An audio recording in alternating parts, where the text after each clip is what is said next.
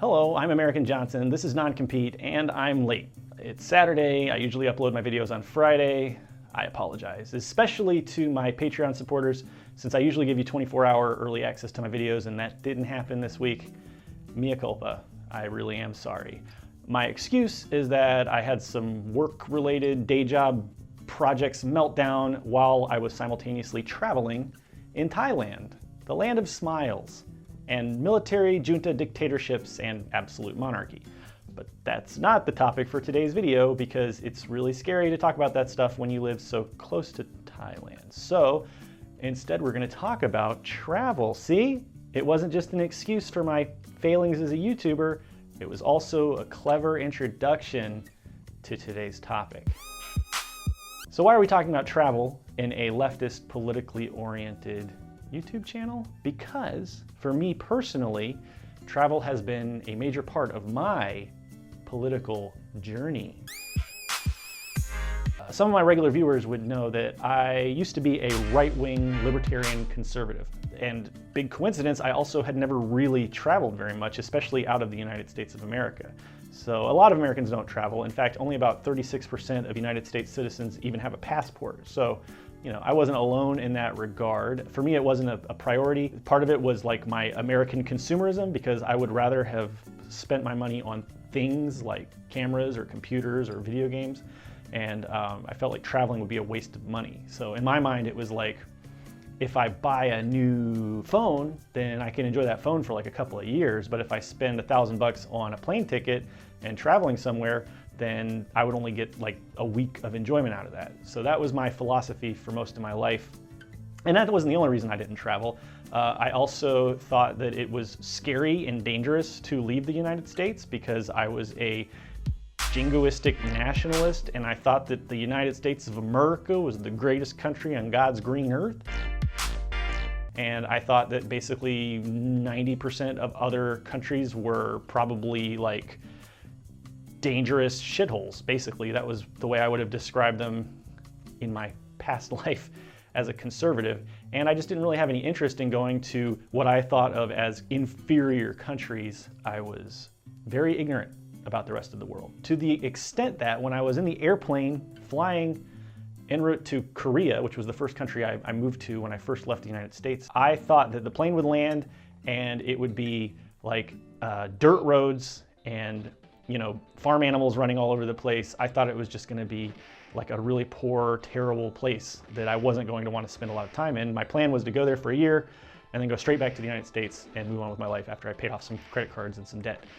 And to say that I was surprised when I got off the plane and hopped on the bus and traveled into Seoul for the first time, and that city opened up before me, would be a massive understatement. The buildings were huge and impressive to me since I had grown up in suburban South Carolina. The subway system, I would say, is probably the best public transportation system in the world that I've experienced. Everyone on the bus that I was traveling on from the airport to my apartment were using Samsung Galaxy phones, which at the time, that was around 2012, that was like the new phone that everyone wanted. I really, really wanted that phone.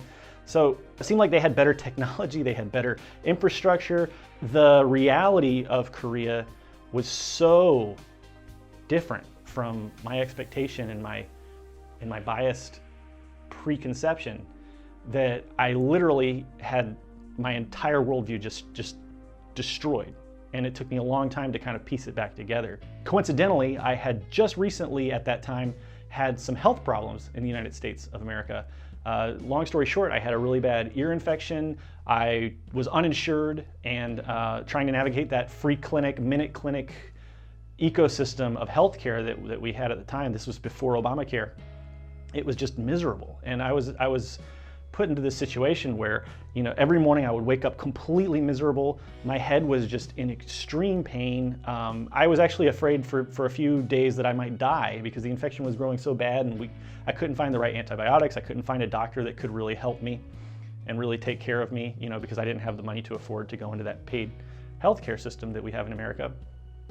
And it was just a miserable experience. And ultimately, it was a free clinic doctor that finally sat down and really took notice of me and helped me out, and I'm really thankful for that. But in Korea, I actually had a health problem pretty shortly after I arrived, I went on a bicycle trip and I got nerve damage in this hand. So I got basically trigger finger in my pinky. And I type a lot for my work. When I use a camera, I need my hands. So it was pretty scary. And also I was pretty miserable because I thought it was going to end up costing me a fortune. Because the doctor said I had to go see a neurologist and I would have to get physical therapy. And I was just thinking, this is going to cost me thousands and thousands and thousands of dollars. And the reason I came to Korea to begin with was to save money. And that turned out not to be the case. It turned out that Korea had this really great socialized healthcare system.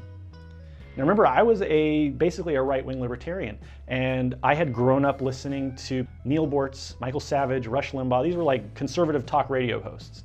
And I was fed this propaganda, this brainwashing my entire life that socialized healthcare is terrible, and that you have to wait for days just to see a doctor, and then the healthcare treatment is horrible.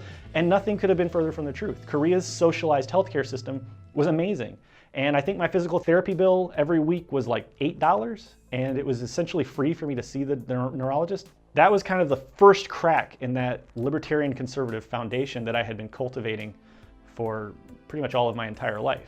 And when I came to Vietnam for the first time, it was even more of a shock, because I expected the Vietnamese people to just completely hate me as an American. The only exposure I had had to Vietnam growing up and in my young adulthood was Vietnam War movies, learning in history class about communism in the Vietnam War. I thought that the Vietnamese people would be, hateful of Americans, and I thought that this country was going to be just like a brutal autocracy, and it just turned out not to be that way. My preconceptions were as wrong as they could possibly have been.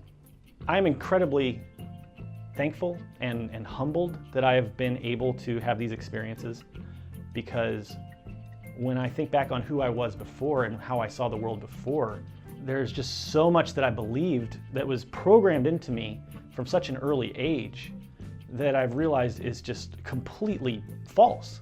And I'm really thankful that I've had this opportunity to see the way things really are in this part of the world, and see what things like socialism, see how those things really play out in real life. Now, I'm not saying that South Korea is perfect. It's actually far from perfect. And same goes for Vietnam. These are not like perfect societies, but what I've learned through traveling, more than anything, is that the United States of America is not the greatest country in the world. And there are a lot of things that we do really terribly, and there are a lot of things that other people do better than we do. And having been a guy who was so arrogant and so sure of himself and so sure of the things that I believed, it felt, I can't put it into words. The experience of having all of that programming stripped away so quickly, and then having to relearn almost everything about the world, it's incredible. And I really deeply wish that everyone could have that opportunity. And in a better world, everyone would have that opportunity. But unfortunately, most people don't. And being in this position where I have benefited so greatly from my travels, and I've had so many epiphanies from going out and seeing the world, it puts me in a position as a leftist where I have a lot more questions than answers. Why am I allowed to travel? Why am I able to go out and do these things when so many people cannot? It was my privilege that brought me to Asia. It was my white skin. It was the fact that I'm a native speaker of English from the United States of America. That's how I got the job teaching English in Korea that allowed me to escape the United States. And that's not something that most people on Earth have access to. Most people cannot afford the plane tickets. Most people don't have that kind of privilege that puts them in a situation where they can leave their home country and see the rest of the world. So what does that mean? And I want all of you to be able to go out and have these kinds of experiences. And I feel like this world should be open for everyone to explore. But we have systems like capitalism, which make things like travel completely unattainable for most workers. And then we have things like these states and these borders that prevent so many people from traveling. I have so many Vietnamese friends who want to travel, and even if they save their money for years and years, they still have a hard time getting visas You know, it's difficult for a Vietnamese person to get a visa to go to the United States. To me, that's criminal. You know, why should something as arbitrary as the place that you were born restrict the places that you can go and the people that you can meet and the things that you can do? It's inexcusable in my mind. And I don't know any short-term solutions for this, because these systems are so strong right now and nobody's questioning them. And that's one of the frustrating things about being a leftist, is that it's so hard to get people just to question these basic ideas that we see, that I saw as fixed. And you know, if you would have asked me 5 or 10 years ago, should the United States close its borders, I would have said, of course. You know, we have to protect America, we have to have law and order, and et cetera, et cetera. But now, when I see the news about what my country is doing to these people, these immigrants who are trying to come to the United States and trying to improve their circumstances, the way that we're separating them from their families just because of where they were born, where they came from, I feel such a deep shame, and I feel such a urge to do something about it. But how can we do anything when so many people are, and myself included just a few years ago, are completely unwilling to question these things that have been brainwashed into us for so long? We have to have borders. We have to have a state. We have to have these boundaries. The way that we have built our societies creates so many artificial and arbitrary boundaries. If you have the wrong color skin, there's the wall. You know, that maybe you can jump over the wall, maybe you can break past the wall, but it's going to be a lot harder for you. You know, if you're born into a working class or a poor family, there's a wall. And as a leftist, let me go back to before I was a leftist, to when I was a right-wing libertarian. Why was I a right-wing libertarian? Why was I so in favor of capitalism and libertarianism? Because I loved the idea and the value of freedom. And if there's one part of my personality that hasn't changed, if there's one part of my ideology that hasn't changed since I was a right-wing libertarian, it's that love of freedom and liberty. And it's a desire for all of us to have these same opportunities and to be able to enjoy this world with equal access. That hasn't changed. And that is a value of American culture that I think is very positive. I don't hate everything about America. I'm proud of that particular wish that most Americans have. Most Americans, I think, wish that everyone could be free. We want everyone to have liberty, right? Where we get confused is how to best achieve liberty. And you know, the things that we're indoctrinated with, the ideas that are brainwashed into us from such an early age, you know, that we have to have capitalism, that we have to have this federal government, the state, those kinds of things, you know, we just take for granted. And it's really, really, really difficult to break out of that mold. You know, when I was a kid, I really loved beans. I grew up in South Carolina. My mama, she made me beans all the time. Pinto beans, lima beans, navy beans. Not just American beans. I had refried beans, or as they say, as our neighbors to the south say, frijoles, you know. I even had lentils, which are almost beans, but they're not for some reason, you know. And every time that I ate beans, I would have them with a little salt, a little pepper, savory, you know, and I'd eat them with a fork or a spoon. It was a food that I enjoyed at lunch or dinner, sometimes for breakfast, if you want to get a little English style. And then when I came to Vietnam, I found out that they sell beans in a can here. And I got pretty excited because I like beans, so I bought a can.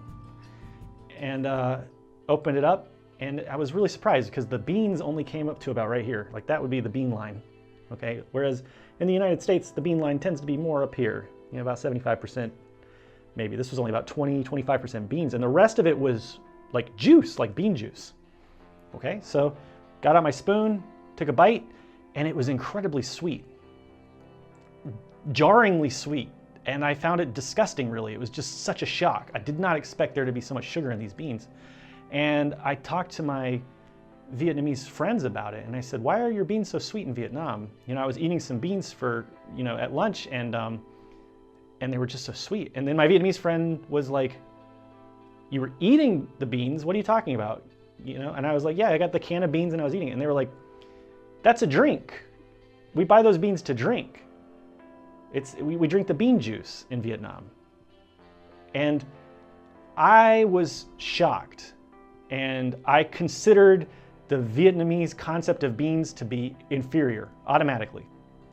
And I thought, how could you people drink sweetened bean juice?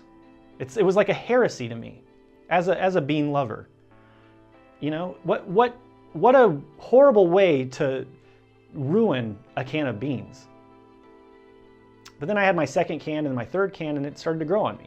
And now I found that I really like bean juice. It's quite refreshing to have a nice, sweet sip of bean juice on a hot day in Hanoi. See, I had unquestioningly believed beans to be a savory food. It had never occurred to me that beans could be a sweetened beverage. But thankfully, I have since learned otherwise. I have since learned to enjoy drinking beans. And I guess what I'll leave you with is the thought that maybe some of the things that you take for granted are wrong. It's possible. Maybe capitalism isn't as great as you were taught from an early age to believe it is. Maybe we don't need the state to control and protect us from ourselves and from each other.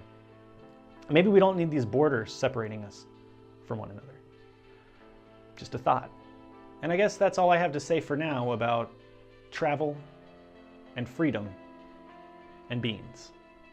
I'm American Johnson. This is Non-Compete. Thank you so much for watching. Please consider subscribing, and remember to drink your beans.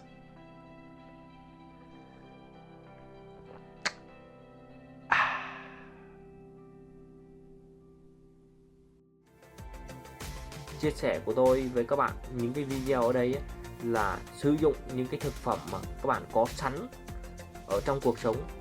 Bây giờ thì cảm ơn tất cả các anh chị, tất cả các bạn đã xem video này của tôi. Đồng thời việc đó tôi sẽ làm được những cái video ngày một tốt hơn, phù hợp hơn. Khẳng định một điều chắc chắn rằng là tôi sẽ gặp lại các bạn trong video lần sau. Xin chào và xin hẹn gặp lại.